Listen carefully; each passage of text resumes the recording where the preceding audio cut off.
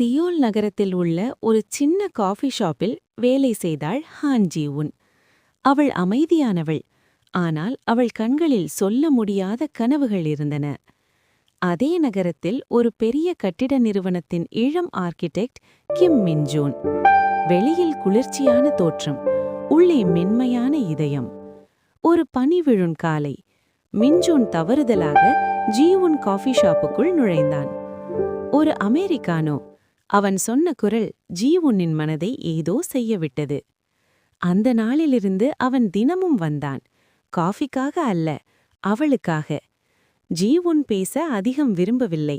மின்ஜூன் அவளை அவசரப்படுத்தவும் இல்லை. அமைதியில்தான் அவர்களின் காதல் வளர்ந்தது. ஒரு நாள் மின்ஜூன் வெளிநாடு செல்ல வேண்டிய நிலை. பிரிவு, சொல்ல முடியாத வலி. பனி மீண்டும் விழுந்த அந்த நாளில் அவன் கடைசி காஃபி வாங்க வந்தான். நான் திரும்பி வருவேன், இந்த காஃபி போல என் காதலும் குளிராது என்று சொல்லி சென்றான். 1 வருடம் கழித்து அதே காஃபி